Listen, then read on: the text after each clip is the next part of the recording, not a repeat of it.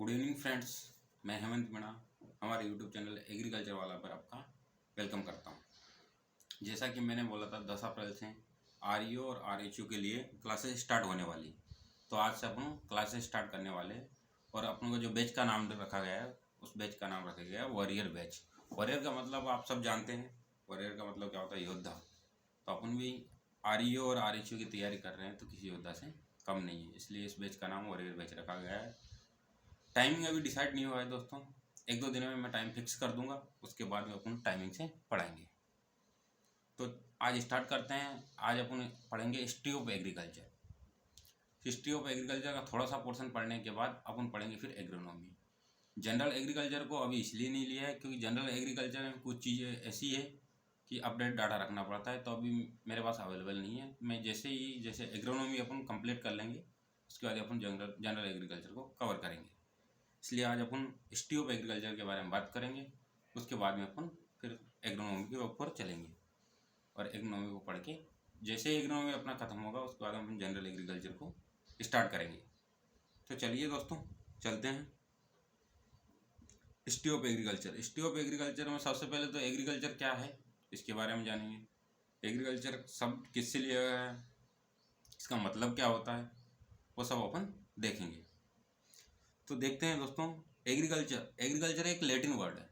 Agriculture एक Latin word है जो दो शब्दों से मिलकर बना है, एग्रिक और सोइल। एग्रिक और एगर, इसका मतलब होता है सोइल, और कल्चरा, कल्चर मतलब कल्टीवेशन। ये याद रखना दोस्तों, एग्रीकल्चर एक लैटिन वर्ड है जो दो शब्दों से मिलकर बना है, एग्रिक या फिर एगर, इसका मतलब होता है सोइल। कल्चरा का मतलब कल्टीवेशन होता है। जनरली दोस्तों मैं आपको एक ट्रिक बता देता हूँ, जिसमें कल्चर जिसमें लिखा होता है वो लैटिन वर्ड होता है मोस्ट प्रोबेबली, और जिसमें नोमी लोजी वो सब ग्रीक वर्ड होते हैं। एक तो ये ट्रिक होगी इसको याद रखने की। वैसे जनरली ये सबको याद होगा, नहीं होगा तो हो जाएगा, इसमें कोई दिक्कत नहीं। तो अब अपन बात कर लेते हैं एग्रीकल्चर की डेफिनेशन की। एग्रीकल्चर की डेफिनेशन क्या कहती है? तो दो तीन डेफिनेशन है, डेफिनेशन से आती नहीं लेकिन समझ नहीं, अपन को पता तो होना चाहिए। अपन एग्रीकल्चर के स्टूडेंट है और अपन को एग्रीकल्चर के बारे में पता होना चाहिए कि एग्रीकल्चर होती क्या है। तो चलो देखते हैं। Agriculture is a art and science both in which we study all the human activity related to use of soil. इसका मतलब क्या हुआ? एग्रीकल्चर एक कला और विज्ञान है जो जिसके अंतर्गत हम मानव की एक्टिविटी, ह्यूमन की जो एक्टिविटी है related to use of soil, उसका अध्ययन करते हैं। एक डेफिनेशन तो ये हो गई दोस्तों एग्रीकल्चर की। दूसरा देख लेते हैं, agriculture is a art and science of cultivating the soil, growing crop, raising the livestock. It include the preparation of plant and animal product for people to use and their distribution to market. इसका मतलब क्या हुआ? इसका मतलब agriculture का मतलब मैं आपको समझा देता हूँ। सोइल के अंतर्गत ऐसी क्रियाकलाप करना जिससे क्रॉप को उगा सके और उसको ह्यूमन की जो जरूरत है उसको पूरा कर सके और उसको जो यूज है उसके लिए मार्केट में बेच सके, वही एग्रीकल्चर है। दूसरी एक डेफिनेशन और है, टिलिंग ऑफ सॉइल, और another word cultivation of soil is called agriculture. Soil को टिलिंग करना और उसका कल्टीवेशन करना ही एग्रीकल्चर है, और वास्तव में यही एग्रीकल्चर है। तो दोस्तों एग्रीकल्चर की डेफिनेशन वैसे पूछी नहीं जाती लेकिन अपन को पता होना चाहिए। तो अपन क्या कह सकते हैं, अगर छोटे शब्दों में अपन बात करें तो एग्रीकल्चर क्या है? टिलिंग ऑफ सॉइल, और दूसरे शब्दों में cultivation of soil is called agriculture. ये हुई एग्रीकल्चर की बात। चलो दोस्तों आगे बढ़ते हैं। क्रॉप का कल्टीवेशन कब से स्टार्ट हुआ? क्योंकि हिस्ट्री पढ़ रहे हैं एग्रीकल्चर की, तो क्रॉप का कल्टीवेशन कब से स्टार्ट हुआ ये सब चीज़ें अपन इसमें पढ़ेंगे। तो cultivation of crop started 7500 BC। यहाँ पे BC का मतलब क्या है? Before Christ. याद रखना दोस्तों, ये सब चीज़ें कुछ फैक्ट वगैरह है आपको याद रखने, तो इसको याद रखना। Cultivation of crop started 7500 BC। फिर इसके बाद में एग्रीकल्चर का डेवलपमेंट कैसे हुआ तो उसके बारे में जानते हैं। Evolution of man and agriculture, मतलब एग्रीकल्चर और आदमी का इवोल्यूशन कैसे हुआ। तो different stage in development of agriculture. Agriculture एकदम से ऐसे डेवलप नहीं हुआ है, इसकी कुछ स्टेज हैं, 4 स्टेज हैं। सबसे पहले हंटिंग, उसके बाद पास्चरल, उसके बाद क्रॉप कल्चर, और चौथी है ट्रेड। तो आगे बात कर लेते हैं। ट्रेड जो है स्टेज ऑफ ह्यूमन सिविलाइजेशन। ये चीज़ याद रखना, कभी कभी पूछ लिया जाता है कि कौन सी स्टेज के अंदर ह्यूमन का सिविलाइजेशन हुआ है। तो ट्रेड जो स्टेज है उसके अंतर्गत ह्यूमन का सिविलाइजेशन हुआ है। चलिए आगे बढ़ते हैं दोस्तों, देखते हैं इनके बारे में डिटेल से जान लेते हैं। हंटिंग, पुराने ज़माने में जब आदमी क्या, जो आदि मानव टाइप के थे इंसान, तो भोजन के लिए वो शिकार किया करते थे, तो उनका भोजन का जो प्राइमरी सोर्स था वो हंटिंग था पुराने दिनों में। ठीक है, ये हो गया पहली स्टेज। दूसरी है पास्चरल। पास्चरल मतलब चारागाह उगाना। तो उन्होंने अपने भोजन के लिए कुत्तों को पालना स्टार्ट किया, जानवरों को पालना स्टार्ट किया, गाय को पाला, भैंस को पाला, इसलिए उन्हें जानवरों को पालना स्टार्ट किया अपने भोजन के लिए, तो उन्हें उनके लिए चारागाह की भी व्यवस्था करनी पड़ी। तो दूसरी स्टेज है वो है पास्चरल। तीसरी स्टेज है क्रॉप कल्चर। क्रॉप कल्चर पहले क्या, क्रॉप जो फसलों की खेती है वो एकदम से स्टार्ट नहीं हुई दोस्तों। जो क्रॉप कल्चर स्टेज है, जो फसलों की खेती, वो कैसे स्टार्ट हुई मैं आपको बता देता हूँ। पहले के ज़माने में जो जहाँ पानी रहता था, पानी आज के जब इंसान को भोजन ना मिले तो इंसान रह सकता है, लेकिन पानी ना मिले तो इंसान 2 दिन भी नहीं रह सकता। तो पानी बहुत ज़रूरी है। तो सबसे पहले जो पहले के मानव थे उन्होंने देखा कि जहाँ नदियों के किनारे जहाँ पानी अवेलेबल था, वहाँ पे उन लोगों ने खेती करना स्टार्ट किया। वहाँ से ही क्रॉप कल्चर जो स्टेज है उसका विकास हुआ। वहाँ से human started to settle in a place. ये भी कभी कभी पूछ लिया जाता है कि ह्यूमन का स्टार्टेड कौन से स्टेज में हुआ है, तो वो स्टेज कौन सी, क्रॉप कल्चर स्टेज के अंतर्गत ह्यूमन सेटल होना स्टार्ट हुआ है, क्रॉप कल्चर स्टेज के अंतर्गत। ये आपको याद रखना है दोस्तों। ठीक है, चलो आगे देख लेते हैं। चौथी जो स्टेज है ट्रेड। ट्रेड का मतलब क्या होता है दोस्तों? ट्रेड का मतलब होता है व्यापार। ट्रेड का मतलब क्या होता है? व्यापार होता है। तो when he started producing more than, व्यापार मतलब लेन देन। जब वो मानव ने जो फसलें उगाई तो वो अपनी ज़रूरत से ज़्यादा उगाने लगे, तो उनकी रिक्वायरमेंट की से ज़्यादा तो वो एक्सचेंज करने लगे। पहले ऐसा नहीं था, अब तो क्या क्रॉप के बेच के पैसे मिल जाते हैं, पहले पैसे नहीं, वो क्रॉप के फसल के बदले कोई दूसरी चीज़ ले लेते थे, तो उसको एक्सचेंज या ट्रेड बोलते थे। तो ये 4 स्टेज हो गई, different stage of development agriculture की। अब कुछ इंपॉर्टेंट इवेंट्स हैं एग्रीकल्चर की हिस्ट्री में, उनको देख लेते हैं। ये डायरेक्ट पूछे जाते हैं यहाँ से, तो ये देखो इसमें समझाने वाली कोई बात नहीं, डायरेक्ट टू द पॉइंट आपको याद रखने, और ये आपको याद रखने ही पड़ेंगे, रटने जैसी बात है। इसीलिए तो दोस्तों मैं पहले जनरल एग्रीकल्चर को स्टार्ट नहीं किया, क्योंकि मैं उसको स्टार्ट कर देता उसमें ज़्यादातर जो चीज़ें जनरल एग्रीकल्चर का पार्ट रटने वाली, मैं वो भी पढ़ाऊँगा। मैं नहीं बोल रहा मैं वो नहीं पढ़ाऊँगा, लेकिन उसको बाद में पढ़ाऊँगा। एग्रोनॉमी कवर करने के बाद में अपन पढ़ेंगे जनरल एग्रीकल्चर को। जब जनरल एग्रीकल्चर अपना उसमें कुछ डाटा नए भी हैं तो उनको मैं एकत्रित करके आपको प्रोवाइड कराऊंगा लेटेस्ट डाटा में। तो देख लेते हैं अपन इसको। से important event agriculture history, agriculture के इतिहास में कुछ इंपॉर्टेंट इवेंट्स हैं उनको। 10,000 BC फर्स्ट पेल्ड एनिमल, मतलब सबसे पहले कुत्ते को पालतू बनाया गया, किसके लिए? शिकार के लिए। कहाँ पे बनाया गया? ईरान और इजराइल में सबसे पहले कुत्ते को पालतू बनाया गया 10,000 BC, और कहाँ पे? ईरान और इजराइल में।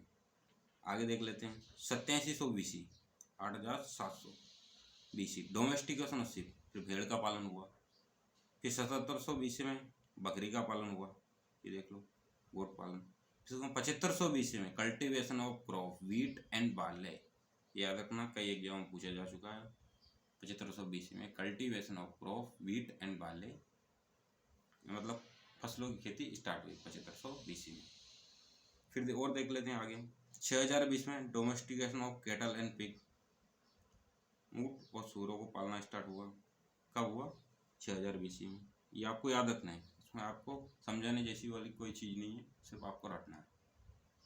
और मैं आपको पढ़ा रहा हूँ उसके हिसाब से आप याद भी करते जाइए, और नोट्स मैं आपको प्रोवाइड करा दूँगा इसी फॉर्म में कुछ दिनों के लिए। उसके बाद में जब मैं थोड़ा टाइम लगेगा, अभी 5-10 दिन का टाइम लगेगा, उसके बाद में मैं बोर्ड पे पढ़ाऊँगा और आपको अच्छे से नोट्स प्रोवाइड करा दूँगा इसी फॉर्म में। देखो दोस्तों, टाइप मैं कर नहीं सकता, मैं अकेला हूँ, तो टाइप मेरे से होगा नहीं, क्योंकि मैं क्वालिटी पे ज़्यादा फोकस कर रहा हूँ, क्वांटिटी पे नहीं। मैं नोट्स चाहिए तो आपको बहुत सारे दे सकता हूँ इधर उधर, लेकिन मुझे नहीं, मैं अपने हाथों से अपने हिसाब से बना रहा हूँ सिलेबस को देखते हुए, और वही नोट्स मैं आपको दूंगा। आप इसमें से पढ़ सकते हैं आराम से, कोई दिक्कत नहीं। चलो आगे देख लेते हैं। 4400 BC cultivation of match, 4000 BC cultivation of rice. और आगे देख लेते हैं 7500 BC कल्टीवेशन ऑफ पोटैटो, आलू की खेती कब स्टार्ट हुई थी? 7500 BC में। ध्यान रखना दोस्तों इस चीज़ को, क्योंकि पूछ लेते हैं ये चीज़ों को, इसको आपको याद करना है। 3400 BC आपको दिख नहीं रहा है, मैं थोड़ा सा नीचे कर लेता हूँ इसको।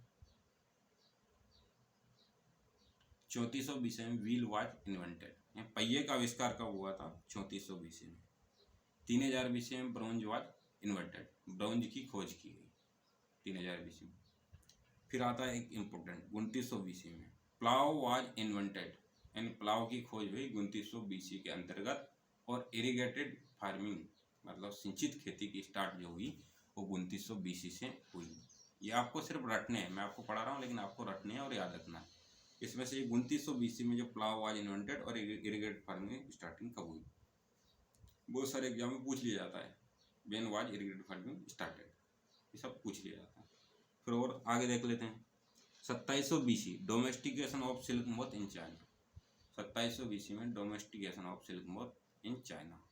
2300 BC में कल्टीवेशन ऑफ चिकपी, पियर, सरसों एंड कॉटन, ये हो गया 2300 BC में, इसको भी ध्यान में रखना आप। 2200 BC domestication of fall, buffalo और एलिफेंट। जो आप देख रहे होंगे कि रटने वाली चीज़ें आपको याद रखने ही पड़ेंगी, और मैंने यहाँ जो इम्पोर्टेंट है उन्हीं को रखा है, फालतू जो है उनको यहाँ पे नहीं रखा है। मतलब मैं बोल रहा हूँ ना, मैं क्वालिटी पे ज़्यादा फोकस कर रहा हूँ, क्वांटिटी पे नहीं। क्वांटिटी में मैं आपको कितने भी नोट्स प्रोवाइड करा सकता हूँ, लेकिन मैं वही चीज़ आपको दूंगा जो आपके सिलेबस के ओरिएंटेड है। तो आगे देख लेते हैं 1800 BC में cultivation of finger millet, ragi 1800 BC में स्टार्ट हुआ। 1725 BC में कल्टीवेशन ऑफ सोरगम। एक होता है 1500 BC में कल्टीवेशन ऑफ शुगर कैन, ये भी क्वेश्चन कई बार एग्जाम में पूछा जा चुका है। 1500 BC में कल्टीवेशन ऑफ शुगर कैन और इरिगेशन थ्रोवेल, कुओं के द्वारा सिंचाई स्टार्ट हुई 1500 BC के अंतर्गत, कई बार पूछा जा चुका है, ध्यान में रखना है चीज़ों को। आगे बढ़ लेते हैं 1400 BC use of iron in middle east, iron का यूज हुआ मिडल ईस्ट के अंतर्गत, ये कब हुआ? 1400 BC में। अब 1500 सेंचुरी एडी, इसके अंतर्गत ये एग्जाम में पूछ लिया जाता है कि 15वीं सेंचुरी में क्या स्टार्ट हुआ, क्या नहीं हुआ, तो आप इसको ध्यान में रखेंगे बिल्कुल। थोड़ा सा इसको और छोटा कर देंगे। तो इसमें क्या हुआ? Cultivation of sweet orange, wild brinjal और पोमग्रेनेट, तीन चीज़ें 1500 AD के अंतर्गत, तीन चीज़ें, cultivation of sweet orange, wild brinjal और पोमग्रेनेट, इन तीनों की खेती कब स्टार्ट हुई? 1500 AD में।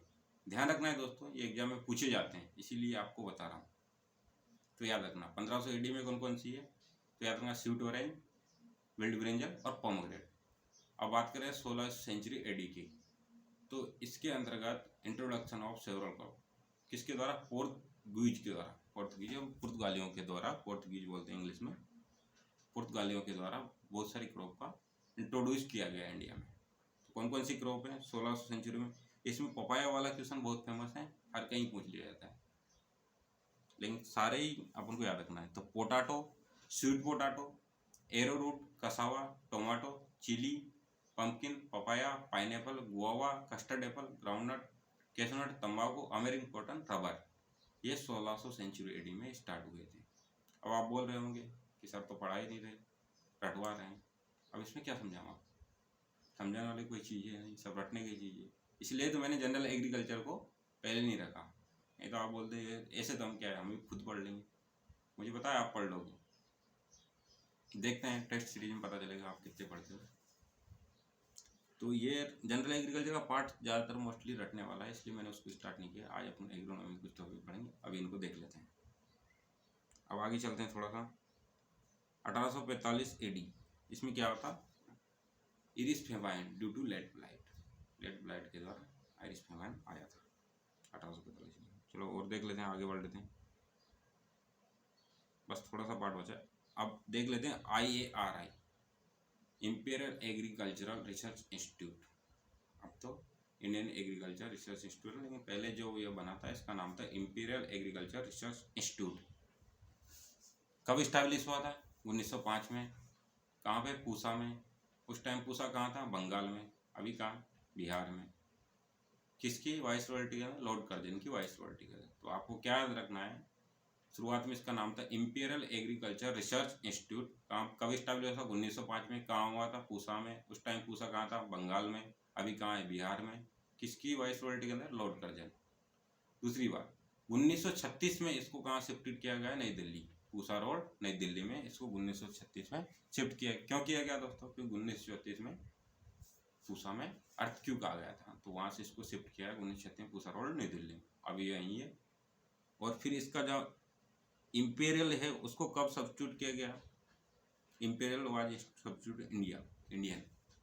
जो इंपीरियल वर्ड है उसको चेंज कर दिया गया इंडियन में। चलो आगे देख लेते हैं। 1958 में IARI was given the status of deemed university. किसके द्वारा? ग्रांट कमीशन के द्वारा। 1958 में IARI को किसका स्टेटस मिल गया? डीम्ड यूनिवर्सिटी का स्टेटस मिल गया। किसके द्वारा दिया गया? ग्रांट कमीशन के। किसकी रिकमेंडेशन? ग्रांट कमीशन की रिकमेंडेशन। ये IARI के बारे में हो गया। ऐसे ही ICAR है। ICAR के बारे में देख लेते हैं, एग्जाम में क्वेश्चन आते हैं यहाँ से। Royal commission on agriculture was constituted 1926। Royal commission कब बना था? 1926। किसकी वाइसरॉयल्टी में? लॉर्ड लिंगलिंगथो। लॉर्ड लिंगलिंगथो के वाइसरॉयल्टी में उसने रिकमेंडेड किया था रॉयल कमीशन ने 1928 में। ICAR का रिकमेंडेशन किसने किया था? रॉयल कमीशन ऑफ एग्रीकल्चर ने। कब किया था? 1928 में रिकमेंड किया था। बनाया कब था ये? बना कब था आपको पता है? नहीं, 16 जुलाई 1929 को। 16 जुलाई 1929 को ICAR की स्थापना हुई थी। 16 जुलाई 1929 को imperial council of agriculture research institute was establish. Imperial, पहले इसका नाम इंपीरियल था। इसके फर्स्ट जो प्रेसिडेंट थे वो कौन थे? मोहम्मद हबीबुल्लाह। एंड जो फर्स्ट सेक्रेटरी थे वो SA हयादरी। ये इसके first president Mohammad Habibullah, confuse नहीं होना। प्रेसिडेंट है मोहम्मद हबीबुल्लाह, सेक्रेटरी थे SA हयादरी। मार्च 1946 में इसका नाम चेंज कर दिया गया, इंपीरियल से इंडियन कर दिया गया। किसकी प्रेसिडेंटशिप में? जोगेंद्र सिंह की प्रेसिडेंटशिप में इसका नाम इंपीरियल से इंडियन हो गया। अब इसका नाम क्या है? Indian agriculture research institute. कहाँ पे? नई दिल्ली में। 1986 में ICAR was constituted full autonomous body. Full autonomous body और स्वयंसेवी संस्था बन गई। कब? 1966 में ICAR के फर्स्ट DG कौन थे? डॉक्टर BP पाल है। अभी कौन है ICAR के DG? इसका नाम कमेंट में बताना मुझे। प्रेजेंट में ICAR के DG कौन है? मैं आपको बताऊंगा। आज नहीं, आज आप बताना कमेंट में। अगर नहीं मिलता है तो मैं कल आपको बताऊंगा कि ICAR के DG प्रेजेंट में कौन है। ठीक है, चलो आगे बढ़ लेते हैं। ठीक है दोस्तों, ये अपने हिस्ट्री ऑफ एग्रीकल्चर की जो हिस्ट्री थी, जो एग्जाम ओरिएंटेड थी, जो पूछी जाती है बार बार, वो अपन ने कवर कर ली है। अब अपन बात कर लेते हैं एग्रोनॉमी की। अपन पढ़ेंगे एग्रोनॉमी। फिर आप वही बोलोगे सर जनरल एग्रीकल्चर नहीं पढ़ा रहे। जनरल एग्रीकल्चर में क्यों नहीं पढ़ा रहा? जनरल एग्रीकल्चर में इसलिए नहीं पढ़ा रहा कि जनरल एग्रीकल्चर में जो ज़्यादातर पोर्शन है वो रटने वाला है। और कुछ डाटा ऐसे है जो पुराने हैं। अब मैं उनको आपको दे दूँ तो क्या मतलब है? एग्जाम में पूछा जाए कुछ और, वहाँ लिखा है कुछ और। तो मैं उसको अभी अपन एग्रोनॉमी पढ़ लेंगे, उसके बाद में अपन जनरल एग्रीकल्चर का पूरा पोर्शन कवर कर लेंगे। जनरल एग्रीकल्चर में ज़्यादातर रटने की चीज़ें हैं और कुछ समझाने की चीज़ें वो मैं समझा दूंगा, और जो रटने की चीज़ें वो मैं याद करा दूंगा, उसका आप टेंशन मत लो। तो अपन एग्रोनॉमी को स्टार्ट कर लेते हैं। अब मैंने जैसा कि पहले बताया था, एग्रीकल्चर कौन से वर्ड से लिया गया? लैटिन वर्ड से मिला है। उसमें एग्रीकल्चर लिखा था, इसमें नोमी लिखा है। मैंने वही बताया था, जो लॉजी या नोमी जैसे वर्ड है वो कौन से शब्द से बने हैं? वो ग्रीक वर्ड है। कौन से वर्ड है? ग्रीक वर्ड है। तो एग्रोनॉमी 2 शब्दों से मिलकर बना है, एग्रोज प्लस नोमोस। एग्रोज का मतलब क्या होता है? फील्ड। नोमोस का मतलब मैनेजमेंट। तो एग्रोनॉमी का मतलब क्या हो गया? फील्ड का मैनेजमेंट। ये हो गया एग्रोनॉमी का मतलब। चल देख लेते हैं, इसकी भी डेफिनेशन देख लेते हैं। वैसे डेफिनेशन पूछी नहीं जाती, लेकिन हमको पता होनी चाहिए अपने एग्रोनॉमी जो पढ़ रहे हैं उसकी डेफिनेशन क्या है। तो क्या लिखा है? It is defined an agricultural science deal with the principle and practice crop production and field management. समझ में आया कुछ? बताता हूँ। एग्रीकल्चर ऐसा साइंस है जो किससे डील करता है? प्रिंसिपल और practice of crop production and field के मैनेजमेंट से। मतलब principle and practice of crop production and field management से संबंध रखता है एग्रोनॉमी। यही एग्रोनॉमी है। हिंदी में इसको सस्य विज्ञान बोलते हैं। अगर कोई हिंदी माध्यम का छात्र हो तो मैं कोई इंग्लिश नहीं बोल रहा हूँ, आप बोलो कि इंग्लिश में पढ़ा रहे हो, इंग्लिश नहीं है, हिंदी है, इसमें कोई हिंदी इंग्लिश का कुछ नहीं, 2 लाइनें हैं, कुछ याद करने वाली चीज़ें हैं। अब जैसे फादर ऑफ एग्रोनॉमी, तो इसमें क्या होगा, एग्रोनॉमी के जनक हो जाएंगे या पिताजी हो जाएंगे, तो इसमें कौन सी हिंदी इंग्लिश की बात होगी। तो कौन है फादर ऑफ एग्रोनॉमी, पीटर डेक्रे सेंची, और इन्होंने एक बुक लिखी थी, उसका नाम है ओपस रूरलम कामोधर्म। किसने लिखी थी, पीटर डेक्रे सेंची ने ये बुक लिखी थी। और देख लेते हैं जेथरो टूल, जेथरो टूल ने एक बुक लिखी थी, उसका नाम क्या है, हॉर्स होइंग हस्बेंड्री। किसके द्वारा लिखी गई ये बुक, जेथरो टूल के द्वारा लिखी गई है, हॉर्स होइंग हस्बेंड्री। जेथरो टूल ने 2 वर्ड्स दिए थे, वीड और जीरो टिलेज। किसने दिए थे, जेथरो टूल ने, याद रखना, पूछे जाते हैं एग्जाम में। Father of weed science and tillage जेथरो tool है, दोनों के फादर, वीड साइंस का और टिलेज। लेकिन जीरो टिलेज वर्ड दिया है जेथरो टूल ने, लेकिन फादर ऑफ जीरो टिलेज कौन है, ग्लबलर बी ट्रिपलेट, यूएसए, 1950। याद रखना आप ये, ऐसा नहीं कि वर्ड दिया है तो वही उसके फादर हो गए, बिल्कुल नहीं, सिर्फ इन्होंने वर्ड दिया है, फादर उसके वो है। एक क्वेश्चन ये भी आता रहता है बार बार में, आर्थर यंग, इसने एक पब्लिश किया था क्या, एनल्स ऑफ एग्रीकल्चर, ये इनका पब्लिकेशन है आर्थर यंग का, एनल्स ऑफ एग्रीकल्चर, याद रखना इस चीज़ को भी। और साइंटिफिक अप्रोच जो फार्मिंग की कब स्टार्ट हुई थी, मतलब वैज्ञानिक तरीके से जो खेती स्टार्ट हुई थी वो कब हुई थी, 1840 में। किसके द्वारा, जस्टिस वान लिविक, कभी कभी इसको जेवी लिविक भी बोलते हैं, जस्टिस वान लिविक, 1840 में। ठीक है, ठीक है मित्रों, आगे बढ़ते हैं, देख लेते हैं मित्रों, मोदी जी बोल रहे हैं ना मित्रों, ठीक है, देख लेते हैं leaf area index. Leaf area index किसने दिया था, वाटसन ने। कब दिया था, 1948 में, याद करना है। कंसेप्ट किसके द्वारा दिया गया है, लीफ एरिया इंडेक्स का, वाटसन के द्वारा दिया गया है। अब होता क्या है लीफ एरिया इंडेक्स, इसका कभी फॉर्मूला पूछ लिया जाता है। जो टोटल लीफ एरिया है और जो ग्राउंड एरिया है, टोटल लीफ एरिया को ग्राउंड एरिया से डिवाइड कर देंगे तो लीफ एरिया इंडेक्स आ जाएगा, LAE इसको शॉर्ट में बोल देते हैं। टोटल लीफ एरिया किसमें, वर्ग मीटर में, और ग्राउंड एरिया भी वर्ग मीटर में। तो आप याद रखना है, इस फॉर्मूले को याद रखना। तो आगे देख लेते हैं, बहुत LER, लैंड इक्विवेलेंस रेशियो, इसका मतलब क्या होता है। अब आपने पढ़ तो लिया कि LER, लेकिन इसका मतलब क्या होता है, LER होता क्या है, तो देख लेते हैं क्या लिखा है। It means the relative land area occupied by a sole crop that is required to produce yield achieved in intercropping. क्या मतलब है लैंड इक्विवेलेंट रेशियो, सीधा सा मतलब मैं आपको समझा देता हूँ, आप इसके चक्कर मत पड़िए क्या लिखा है क्या नहीं लिखा, इसमें जो लिखा है वही बता दूंगा। ये फॉर्मूला है इसका, yield of intercropping, yield of soul crop, yield of intercropping को डिवाइड कर देंगे यील्ड ऑफ सोल क्रॉप से, तो लैंड इक्विवेलेंट रेशियो आ जाएगा, LER आ जाएगा। अब यहाँ पे फॉर्मूला A+B लिखा है, तो इसका मतलब क्या है ये भी देख लेते हैं। A का मतलब सोल क्रॉप होता है, B का मतलब होता है इंटरक्रॉप। तो ऊपर दोनों यील्ड ऑफ इंटरक्रॉप मतलब A प्लस सोल क्रॉप और इंटरक्रॉप, नीचे यील्ड ऑफ सोल क्रॉप, तो नीचे आ गया A+B/A। हाँ, अब ये चीज़ें याद रखने की है कि जब LER 1 से अधिक होता है तो इंटरक्रॉपिंग बेनिफिशियल होती है, इंटरक्रॉपिंग तब बेनिफिशियल होती है 1 से ज़्यादा। अब आप ही दिमाग लगाइए कि जब LER 1 ही होगा तो मतलब क्या हुआ इंटरक्रॉपिंग का, LER का मतलब क्या, जब 1 ही रहा तो इंटरक्रॉपिंग करने का मतलब क्या, जब कुछ बेनिफिशियल होगा तभी तो अपन इंटरक्रॉपिंग करते हैं ना, ऐसे इंटरक्रॉपिंग नहीं करते हैं। इसलिए LER हमेशा 1 से ज़्यादा होगा तभी इंटरक्रॉपिंग बेनिफिशियल होगी। एग्जाम्पल से समझा देता हूँ मैं आपको, जैसे यहाँ लिखा है LER 1.20, इसका मतलब क्या हुआ, LER 1.20 का मतलब क्या हुआ, इसका मतलब हुआ, सॉरी ये 10% गलती से लिख गया, इसका मतलब क्या हुआ 1.20 मतलब अपनी यहाँ पे लिखा 1 से ज़्यादा, कितना ज़्यादा है 20 ज़्यादा है, 0.20 ज़्यादा है, इसका मतलब हुआ कि अपन को 20% मोर यील्ड प्राप्त होगी, इसका मतलब ये हुआ। अब LER के बारे में आप बोलोगे सर आपने तो LER बताया नहीं हमको, बता देते हैं LER क्या होता है।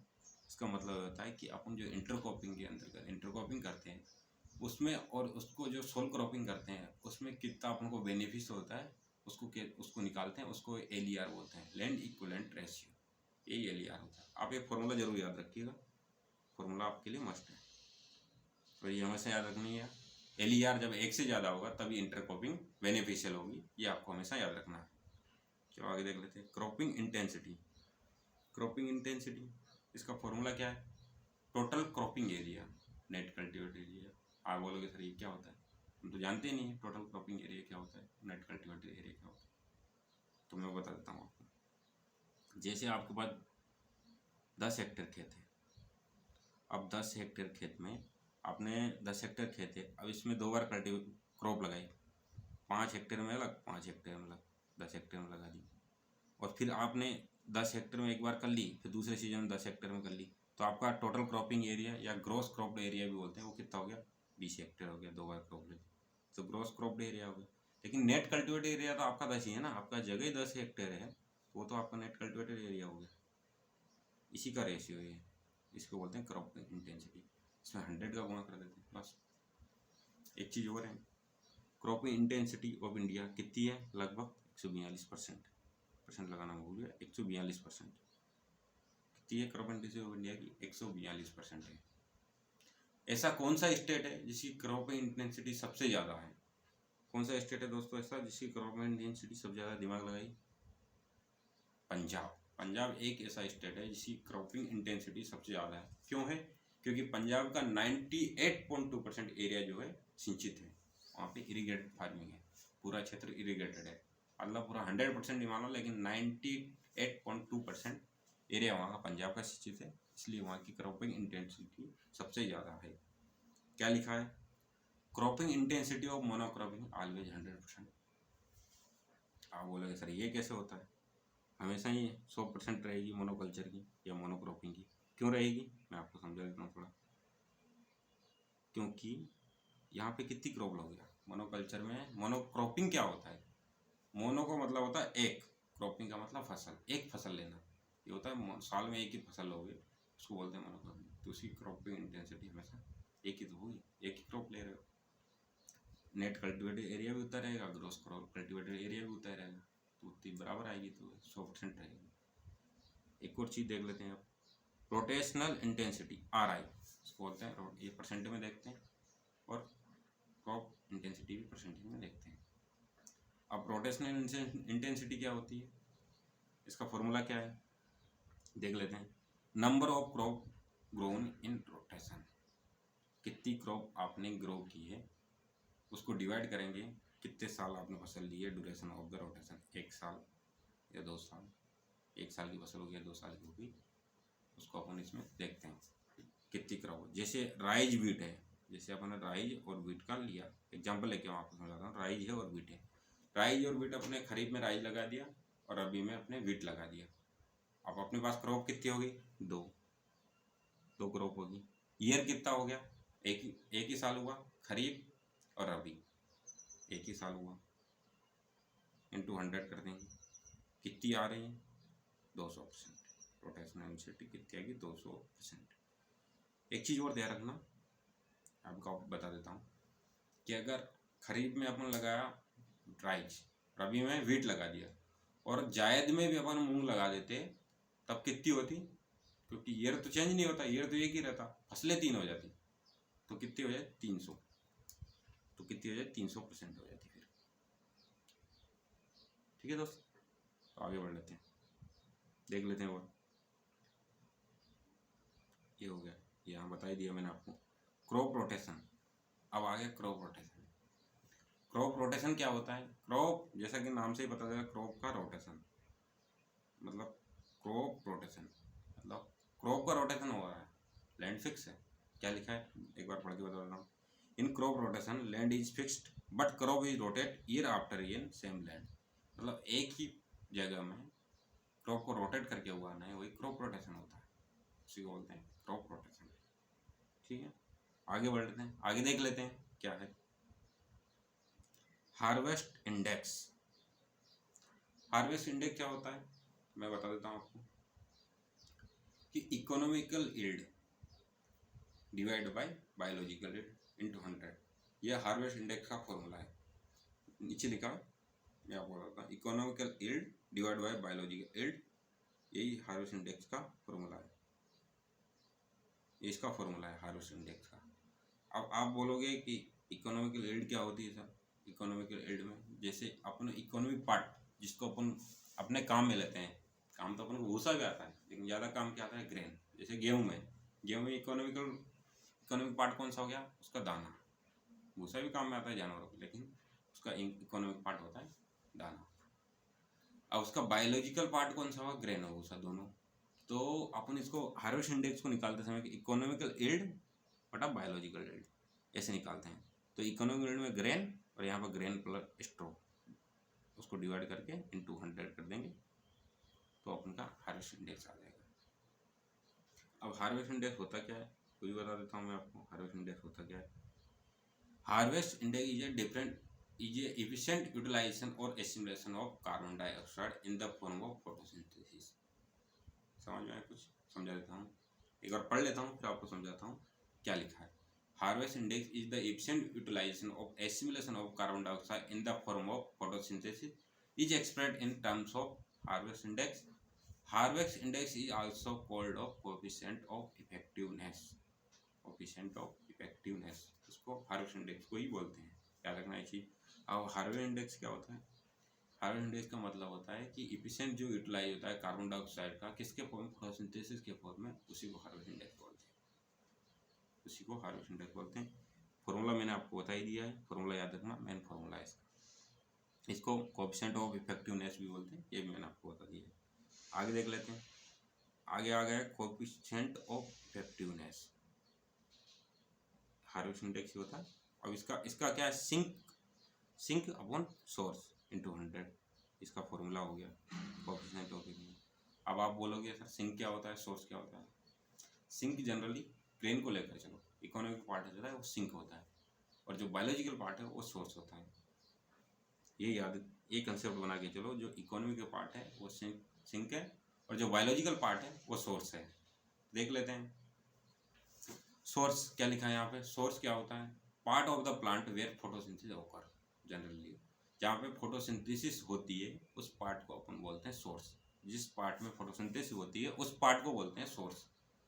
किस में होती है, जनरली लीव्स में होती है, सब में, जनरली बोल सब में, लेकिन जनरली लीव्स में होती है।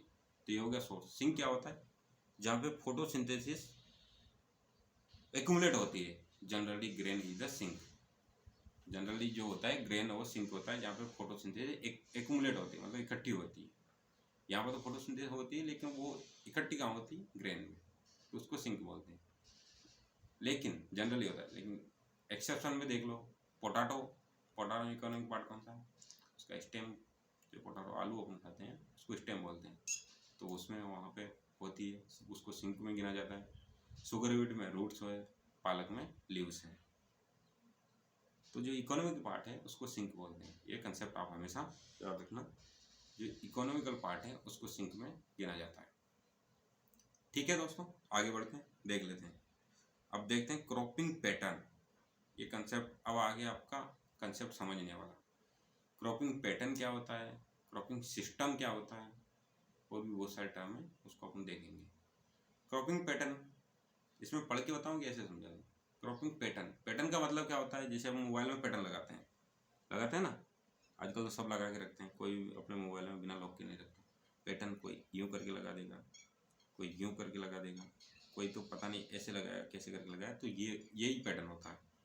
इसी का मतलब होता है पैटर्न, क्रॉपिंग पैटर्न, जो अपन को देखने से पता चल जाए। मतलब अपन जैसे कोई खेत में जाते हैं, मान लो ये खेत है, ये अपना खेत है, ये बना हुआ है, इसमें 3 क्रॉप लगी हुई है खेत में। एक तो लगी वीट, यहाँ से मस्टर्ड, और इधर लगे पोटाटो। तो अपन को देखने से पता चल जाएगा कि कौन कौन सी फसलें लगी, उसी को अपन क्रॉपिंग पैटर्न, यानी कि जिस खेत पे जाने से अपन को देखने से मात्र से पता चल जाए कि कौन कौन सी क्रॉप लगी हुई है, तो उसको बोलते हैं क्रॉपिंग पैटर्न, उसको बोलते हैं क्रॉपिंग पैटर्न। ये होता है क्रॉपिंग पैटर्न। अब पढ़ लेते हैं इसमें क्या क्या लिखा है cropping pattern. Yearly sequence and spatial arrangement of crop, मतलब ईयरली सीक्वेंस, मतलब एक सीक्वेंस में साल भर साल फसलों उगाना, और एक स्पेशल अरेंजमेंट में फसलों को उगाना। तो मैंने आपको ये बताया, यही स्पेशल अरेंजमेंट, वीट, मस्टर्ड, उसका पोटैटो।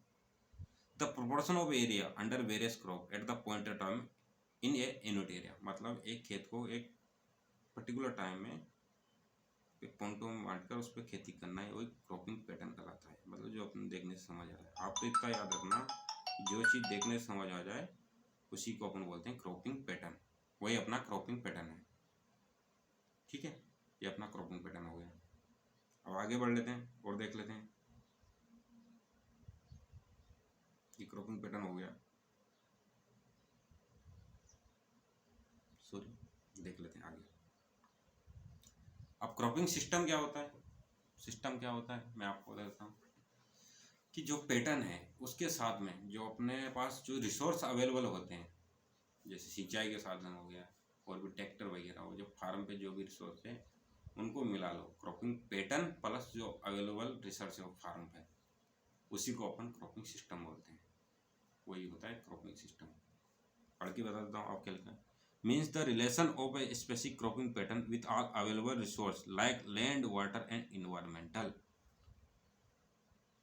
उसी को बोलते हैं क्रॉपिंग सिस्टम। मतलब क्रॉपिंग पैटर्न क्या है और क्रॉपिंग सिस्टम क्या है, इन दोनों में क्या डिफरेंस है? कि क्रॉपिंग पैटर्न वही जो अपन को जाने मात्र देखने से पता चल जाए कि उनको सी फसलें की, वो क्रॉपिंग पैटर्न हो गया। क्रॉपिंग सिस्टम क्या है? क्रॉपिंग सिस्टम के अंतर्गत क्रॉपिंग पैटर्न प्लस जो वहाँ फार्म पे जो रिसोर्स अवेलेबल है, चाहे लैंड, वाटर और इन्वायरमेंटल, उन सबको मिला के जो रिसोर्स अवेलेबल है उनको मिला के क्रॉपिंग सिस्टम बोला जाता है, ठीक है। अब क्रॉपिंग स्कीम, इसके बारे में पढ़ लेते हैं। क्रॉपिंग स्कीम, स्कीम क्या होता है? स्कीम सरकार की नई नई स्कीम चलती है, जैसे अभी चल रही है लाडली बहना योजना चल रही है। हाँ, तो वही मैं कुछ बोलूँगा नहीं सरकार के बारे में, मैं अपनी पढ़ाई की बात करूँगा और कोई बात नहीं करूँगा। मुझे किसी भी सरकार से कोई लेना देना नहीं। क्रॉपिंग स्कीम, स्कीम क्या होती है? योजना बनाना, योजना बनाकर। तो इसमें क्या लिखा है देख लें। The plan according to which crop are grown an individual plot of farm with an object to getting maximum return. एक प्लान बनाकर एक इंडिविजुअल फार्म पे फसलों को उगाना जिससे क्या मैक्सिमम अपन को रिटर्न प्राप्त हो सके, उसी को क्रॉपिंग स्कीम बोलते हैं। क्या बोलते हैं? क्रॉपिंग स्कीम, ठीक है। और आगे देख लेते हैं। कोई कन्फ्यूजन हो दोस्तों तो आप कमेंट करना, मेरे नंबर है, व्हाट्सएप मैसेज करना, आपका डाउट, पूरे डाउट क्लियर करूँगा। कमेंट में आप लिख सकते हैं अगर आपको कोई चीज़ समझ में नहीं आई हो तो। अब टाइप्स ऑफ क्रॉपिंग सिस्टम की बात कर लेते हैं। क्रॉपिंग सिस्टम के कितने टाइप हैं? मोनोक्रॉपिंग है, मल्टीपल क्रॉपिंग है, इंटर क्रॉपिंग है, सीक्वेंस क्रॉपिंग है, रिले क्रॉपिंग है और रिटर्न क्रॉपिंग है। ये टाइप्स है किसके? क्रॉपिंग सिस्टम की। एक बार और बता देना क्रॉपिंग सिस्टम क्या है। क्रॉपिंग सिस्टम का मतलब cropping pattern plus all available resource of farm, उसी को बोलते हैं क्रॉपिंग सिस्टम। तो उसके कौन कौन से टाइप है? मोनोक्रॉपिंग हो गया, multiple cropping, inter cropping, sequence cropping, relay और रिटर्न क्रॉपिंग। अब इनको एक एक करके देख लो, कन्फ्यूज मत होना, बहुत सारे हैं लेकिन आपको मैं पूरा क्लियर कर दूंगा। और कुछ डाउट रह भी जाए तो आप मुझे व्हाट्सएप मैसेज कर देना या फिर कमेंट कर देना, आपको समझा दूंगा किस चीज़ में डाउट। अब आता है मोनोक्रॉपिंग। दो चीज़ें, एक होती है मोनोक्रॉपिंग, एक होता है मोनोकल्चर। उसमें जो लिखा है उसको लिख रहे हैं, उसको भी पढ़ के बता दूंगा लेकिन मैं आपको समझाता हूँ। मोनोक्रॉपिंग, मोनो का मतलब होता है एक, क्रॉपिंग मतलब फसलें उगाना, मतलब एक साल में एक फसल को उगाना, वो हो गया मोनोक्रॉपिंग। अगर एक साल में अपन एक फसल उगा रहे हैं तो मोनोक्रॉपिंग। फिर मोनोकल्चर क्या है? मोनोकल्चर है एक साल में जैसे अपन एक ही फसल उगा रहे हैं और बार बार उसी फसल को साल भर साल उगाया, जैसे अपन ने राइस उगाया या अपन ने वीट उगाया तो उसी को बार बार उगाए जा रहे हैं, तो उसको मोनोकल्चर बोलते हैं। और मोनोक्रॉपिंग में एक फसल होती है लेकिन फसल कोई सी भी हो सकती है, जैसे इस साल राइस उगा लिया, अगले साल सोयाबीन उगा ली, एक साल में एक ही फसल ले रहे हैं तो वो मोनोक्रॉपिंग है। और एक साल में एक ही फसल जैसे राइस राइस राइस 3 साल 4 साल तक उगाए जा रहे हैं तो उसको मोनोकल्चर बोला जाता है। अब मैं आपको पढ़ के बताता हूँ उसमें क्या लिखा है। Growing of only one crop on piece of land year after year, एक क्रॉप को उगाना वो कहलाता है अपना मोनोक्रॉपिंग। जैसे राइस उगा लिया, मेज उगा लिया या फिर sorghum उगा लिया, मतलब कोई सी फसलों को उगा लो, जैसे एक साल राइस उगा लिया, दूसरा साल मेज उगा लिया, sorghum उगा लिया, फसल तो एक ले रहे हैं तो मोनोक्रॉपिंग। अब मोनोकल्चर क्या होता है? Growing of particular crop on piece of land, ये पर्टिकुलर क्रॉप, इस वर्ड को ध्यान से देखो, पर्टिकुलर क्रॉप यानी क्या बोला? एक ही फसल को बार बार उगाना, ये होता है अपना मोनोकल्चर। जैसे एक साल राइस उगाया, दूसरे साल राइस उगाया, तीसरे साल अपन राइस उगा लिया, ये होता है अपना मोनोकल्चर। ठीक है दोस्तों, तो आगे बढ़ लेते हैं, देख लेते हैं। और अब आते हैं मल्टीपल क्रॉपिंग। मल्टीपल मतलब जैसे आजकल तो सब जानते हैं मल्टीपल काम, मल्टी टैलेंटेड अपन बोलते रहते हैं, मल्टी टैलेंटेड मतलब बहुत सारी, मल्टी मतलब मल्टीपल मतलब बहुत सारे, क्रॉपिंग मतलब फसलें। यानी बहुत सारी फसलों को, दो या दो से ज़्यादा फसलों को एक साथ उगाना है एक पीस ऑफ लैंड। पर्टिकुलर एक खेत है, मैं आपको बताता हूँ, ये आपका खेत है, इस खेत के अंतर्गत एक साथ दो या दो से ज़्यादा फसलों को उगाना ही मल्टीपल क्रॉपिंग कहलाता है। ये 3 फसलें अलग अलग उगा ली तो इसको बोलते हैं मल्टीपल क्रॉपिंग। ये हो गया अपना मल्टीपल क्रॉपिंग, किसमें 1 कैलेंडर ईयर, एक साल में 2 या 2 से अधिक फसलों को उगाना है, यही होता है मल्टीपल क्रॉपिंग, इसको बोलते हैं मल्टीपल क्रॉपिंग। आगे बढ़ जाते हैं, आगे देख लेते हैं क्या है टाइप्स ऑफ मल्टीपल क्रॉपिंग। अब मल्टीपल 2 या 2 फसलें तो उगाए जाते हैं, लेकिन कैसे उगा रहे हैं, ब्रॉडकास्ट करके, कोई रोग पैटर्न अपना रहे हैं, कैसे अपना रहे हैं, तो इसके कितने टाइप हैं मल्टीपल क्रॉपिंग। एक तो हो गया इंटर क्रॉपिंग, एक हो गया मिक्स्ड क्रॉपिंग, एक होता है सीक्वेंस क्रॉपिंग, एक होता है रिले क्रॉपिंग। किसके टाइप है मल्टीपल क्रॉपिंग के। आपको इन टर्म को समझाएं, इंटर क्रॉपिंग क्या होता है, मिक्स्ड क्रॉपिंग क्या होता है, सीक्वेंस क्रॉपिंग क्या होता है, रिले क्रॉपिंग क्या होता है। इंटर मतलब बीच में, इंटर बोलते हैं ना, तो मेरे मामले में इंटरफेयर मत कर, वही वाला इंटर है इंटर क्रॉपिंग। जैसे ये खेत है अपना, इस खेत के अंतर्गत आपने यहाँ पे ये उगा रखा है, ये वीट की लाइन है, वीट उगा रखा है। अब इसके बीच में मस्टर्ड उगा दें या फिर कोई फसल उगा दें, ये हो गया इंटर क्रॉपिंग, इसको बोलते हैं इंटर क्रॉपिंग। ये हो गया अपना इंटर क्रॉपिंग। मिक्स्ड क्रॉपिंग, जैसे खेत है, मिक्स्ड क्रॉपिंग क्या होता है, ये अपना खेत है, इसमें फसलों को अपने गेहूँ भी उगा रखे हैं, कुछ कुछ जगहों पे अपना सरसों भी उगा रखी, कोई पैटर्न नहीं है, तो ये मिक्स हो गया, तो मिक्स क्रॉपिंग बोलते हैं। और आगे सीक्वेंस, एक सीक्वेंस में फसलों को उगाना। रिले का मतलब आगे बताऊंगा मैं कौन सा टर्म क्या होता है। इंटर क्रॉपिंग की बात कर लेते हैं। इंटर मतलब बीच में, मैंने आपको बताया, लेकिन पढ़ लेते हैं। ग्रोइंग 2 और मोर क्रॉप इन साइमल्टेनियसली बार बार यूज होगा दोस्तों, इसका मतलब होता है लगातार, एक साथ 2 या 2 से अधिक फसलों को एक साथ उगाना सेम एक ही खेत में विथ डेफिनेट रो अरेंजमेंट और फिक्स रेशियो में या फिर डेफिनेट रो में फसलों को एक साथ उगाना, वही इंटरक्रॉपिंग होता है। जैसा कि मैंने आपको बताया, ये अपना फार्म है, इस फार्म के अंतर्गत अपने यहाँ पे कुछ क्रॉप वीट की लगा दी, ये लाइनें वीट की है, अब इन वीट की लाइन के बाद एक लाइन मस्टर्ड की लगा दी, तो ये अपना हो गया इंटरक्रॉपिंग डेफिनेट रो पैटर्न के अंदर। देख लो एग्जाम्पल देख लेते हैं इसके। वीट प्लस मस्टर्ड, वीट के साथ मस्टर्ड उगा दिए, 9 लाइनें वीट की लगाने के बाद एक लाइन मस्टर्ड की लगा दी, ये हो गया इंटरक्रॉपिंग। सिटारे की 5 लाइन लगाने के बाद रेड ग्राम, जिसको पिजन पी बोलते हैं, काफी लोग लगाते हैं, रेड ग्राम जिसको पिजन पी बोलते हैं, आयरन जिसको बोलते हैं, उसकी एक लाइन लगा दी, ये हो गया इंटरक्रॉपिंग। अब इंटरक्रॉपिंग का ऑब्जेक्टिव क्या है, इंटरक्रॉपिंग का जो ऑब्जेक्टिव है वो है इंश्योरेंस अगेंस्ट किसके, क्रॉप फेलियर। रेनफेड कंडीशन में, रेनफेड कंडीशन के अंदर क्रॉप जो फेलियर हो जाता है उसका इंश्योरेंस, मतलब अपन को सुरक्षा की दृष्टि इंटरक्रॉपिंग कर दे, तो अगर एक फसल मर जाए दूसरी फसल अपने पास रहे, इसका ये मेन ऑब्जेक्टिव है, क्रॉप इंश्योरेंस। किससे, क्रॉप फेलियर से अंडर रेनफेड कंडीशन में, इसका मेन ऑब्जेक्टिव है। आगे देख लेते हैं इंटरक्रॉपिंग के टाइप देख लो।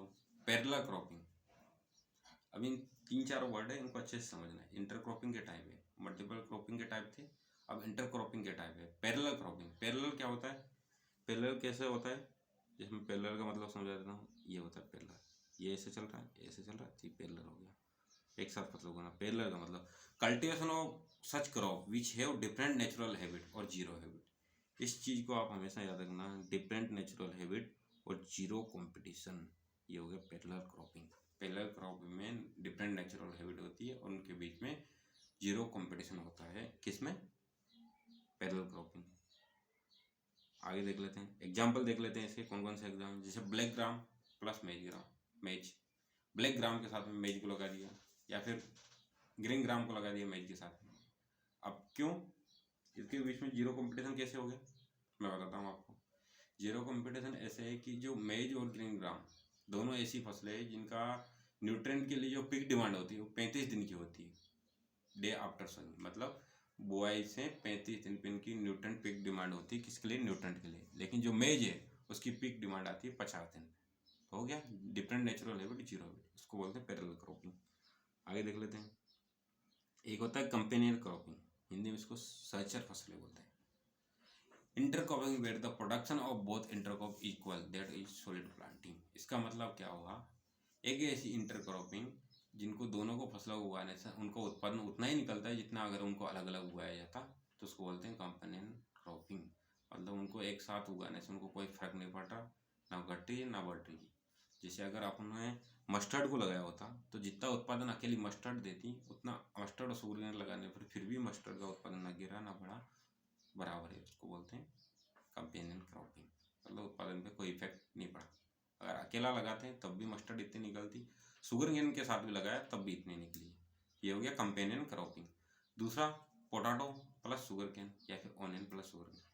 दोस्तों ये जो एग्जाम्पल मैंने लिखे हैं इनको अच्छे से याद रखें, ये डायरेक्ट पूछे जाते हैं किसका एग्जाम्पल है, ऐसा करके क्वेश्चन आता है। एग्जाम्पल दे देंगे, पूछ जाएंगे कौन सी क्रॉपिंग का एग्जाम्पल है, तो इसको आप अच्छे से याद रख लेंगे। ठीक है, आगे बढ़ते हैं और देख लेते हैं। एक होता है सिनर्जेटिक क्रॉपिंग। सिनर्जेटिक मतलब बढ़ा देना। सिनर्जेटिक का मतलब होता है बढ़ा देना। तो सिनर्जेटिक क्रॉपिंग मतलब the yield of both crop are higher than their pure crop of unit area. मतलब एक खेत है, समझाता हूँ आपको। ये अपने एक खेत ले लिया। अब इस खेत में अपन अगर जैसे यहाँ पे शुगरकेन को लगाते हैं अकेले और या फिर पोटैटो को लगाते, उनकी जो यील्ड है उन दोनों को लगाने पर दोनों की ही यील्ड बढ़ गई। मतलब सिनर्जेटिक मतलब एक दूसरे की, दोनों की एक दूसरे को साथ लगाने दोनों की यील्ड बढ़ जाती है, उसको बोलते हैं सिनर्जेटिक क्रॉपिंग।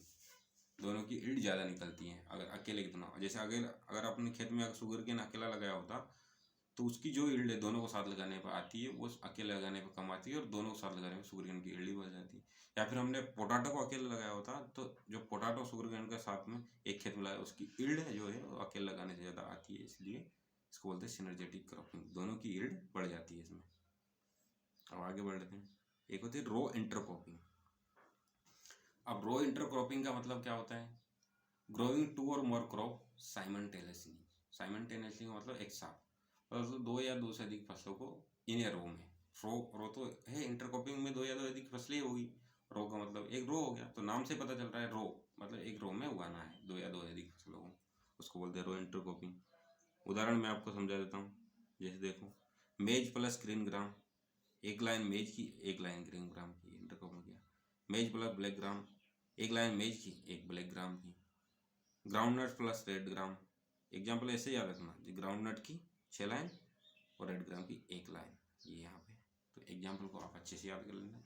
इनकी डेफिनेशन नहीं पूछा, डेफिनेशन मैं आपको समझने के लिए बता रहा हूँ, लेकिन इनके ये डायरेक्ट पूछे जाते हैं एग्जाम्पल, तो ये याद रखना कौन सा एग्जाम्पल किसका है। आगे बढ़ लेते हैं। एक होता है एले इंटरक्रॉपिंग या एले क्रॉपिंग। एले intercropping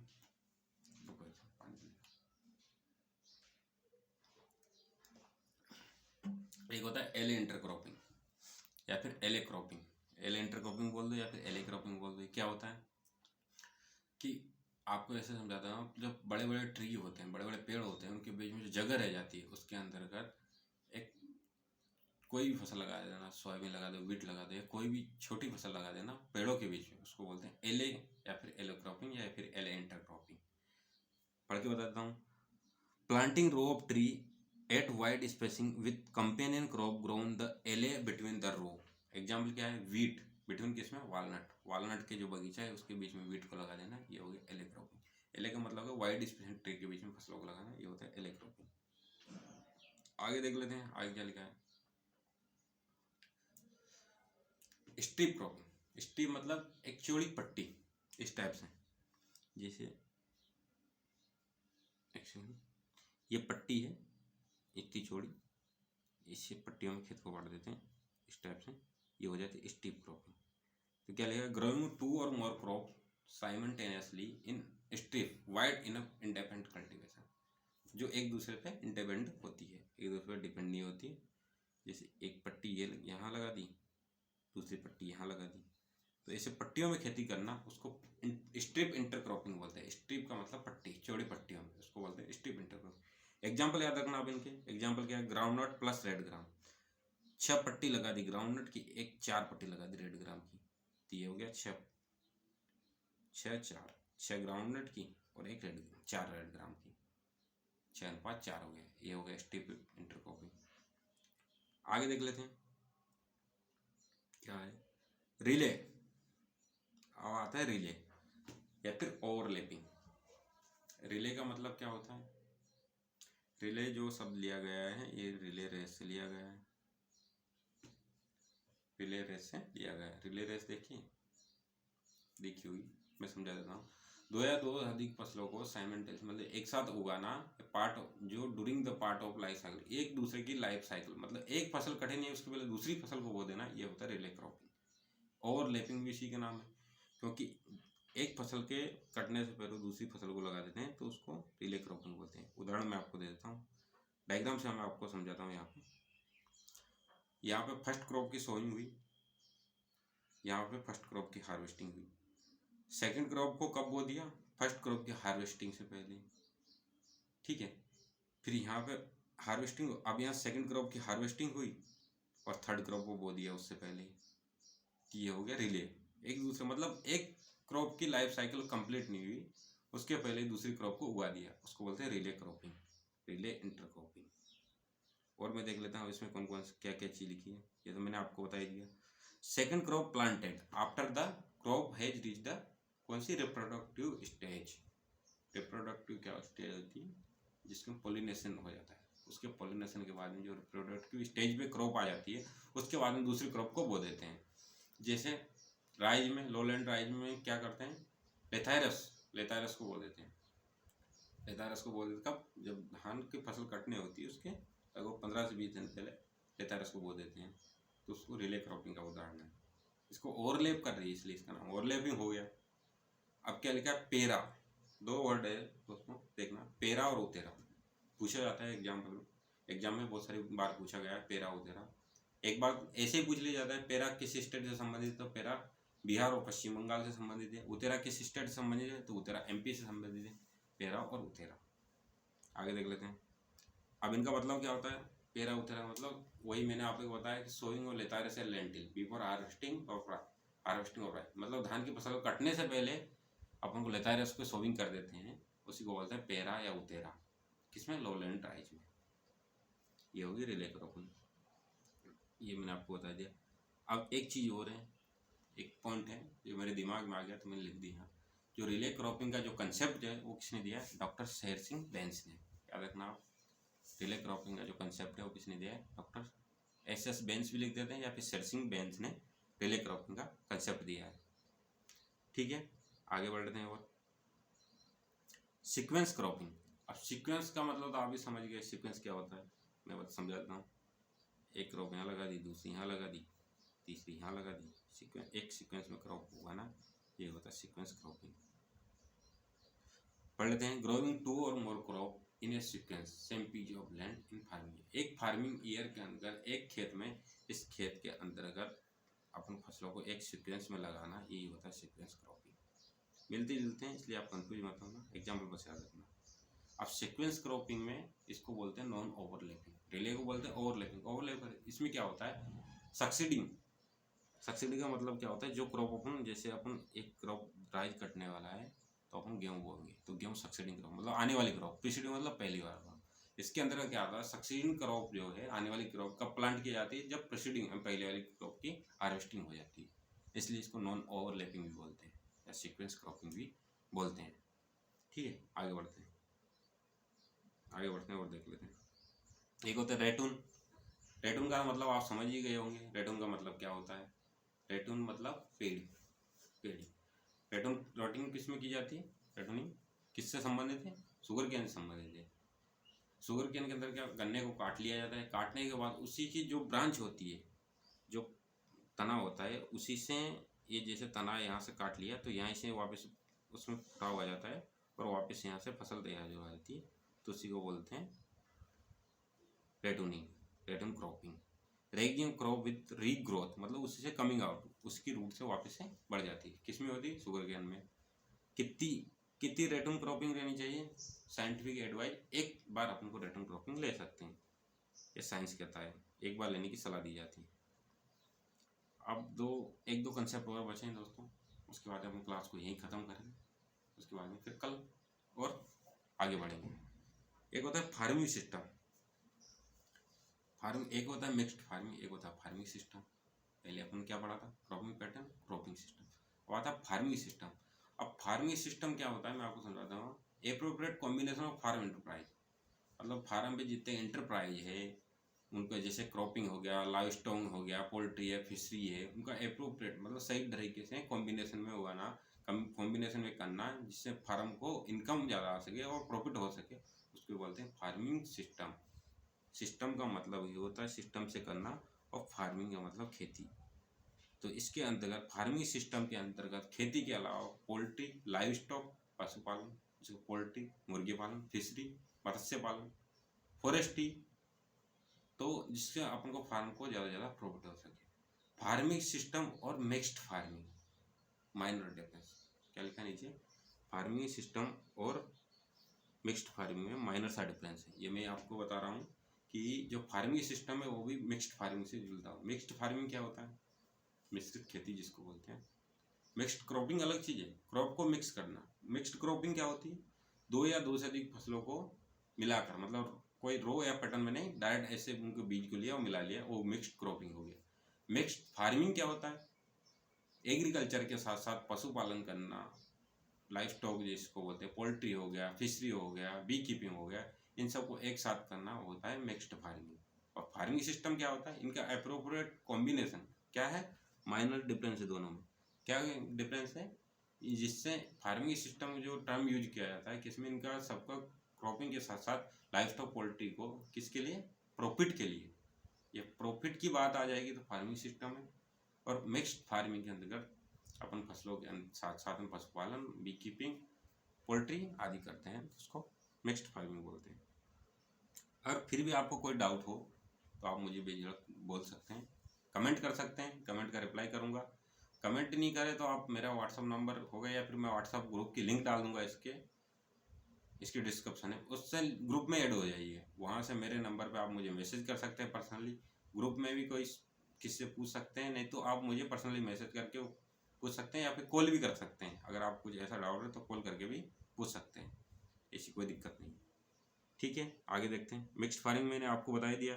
A systems of farming on a particular farm which include crop production, raising livestock, poultry, fishery और बी कीपिंग, ये मैंने आपको बता ही दिया है। ठीक है दोस्तों, आज यहीं तक पढ़ते हैं। अपना क्रॉपिंग सिस्टम, फार्मिंग सिस्टम, ये अपना आज कंप्लीट हो गया है। इसके बाद में अपन अब पढ़ेंगे, कल अपन इसी को आगे कंटिन्यू करेंगे, इसी टॉपिक को। अब आप सोच रहे होंगे कि सर ने जनरल एग्रीकल्चर से क्यों नहीं स्टार्ट किया, तो मैंने आपको पहले ही बता दिया, मैं फिर भी बता रहा हूँ, आपको बता देता हूँ कि जो जनरल एग्रीकल्चर है, जनरल एग्रीकल्चर में ज़्यादातर चीज़ें रटने की है। रटने वाली चीज़ें उनको, अगर मैं आपको स्टार्टिंग में पढ़ाने लगा तो आप तो बोलते सर तो कुछ नहीं, बस रटवा रहे हैं, ये तो हम ही रट लेंगे। देखो, रटने की भी दो चीज़ें, एक होता है हार्ड वर्क, एक होता है स्मार्ट वर्क। गधा क्या करता है, हार्ड वर्क करता है। घोड़ा क्या करता है, स्मार्ट वर्क करता है। तो इसमें अपन को स्मार्ट वर्क के साथ हार्ड वर्क भी करना है और स्मार्ट वर्क करना है। तो अपन पहले जो समझने वाली चीज़ें वहाँ से स्टार्ट करते हैं। जैसे एग्रोनॉमी अपना खत्म होगा उसके बाद से ही अपन जनरल एग्रीकल्चर को स्टार्ट करेंगे। अभी उसमें कुछ डाटा अपडेटेड हुए हैं, उनको कंप्लीट कर दूंगा। पुराने डाटा से कोई मतलब नहीं, अपन को अपडेटेड डाटा में फॉर्म में उसको नोट्स चाहिए। और नोट्स दोस्तों, मैं आप लोगों से एक बात कहना चाहता हूँ, नोट्स मैं टाइप नहीं कर सकता क्योंकि मेरे पास इतना समय नहीं रहता है कि मैं टाइपिंग करूँ नोट्स। ऐसा नहीं कि मैं किसी बुक से उठा के उसको आपसे शेयर कर रहा हूँ, मैं अपने हाथों से बना रहा हूँ, अपने हिसाब से बना रहा हूँ, आपको सिलेबस को देख के, सिलेबस को, एग्जाम को इम्पोर्टेंस देते हुए मैं क्वालिटी पे फोकस कर रहा हूँ, क्वांटिटी पे नहीं। नोट्स में मैं आपको बहुत दे दूँ, प्रिंटेड भी दे दूँ, लेकिन मतलब नहीं है कोई।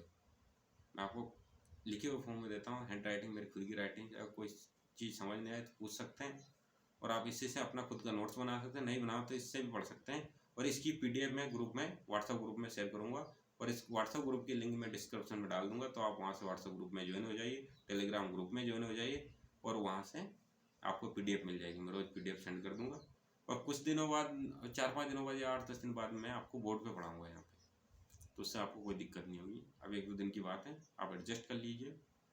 ठीक है दोस्तों, अगर वीडियो अच्छा लगा हो तो अपने दोस्तों को भी शेयर करें, और लोगों, जो ज़रूरतमंद लोगों, उनको भी बताएं। यहाँ पे कोई पैसा नहीं लिया है, फ्री में क्लास चल रही है।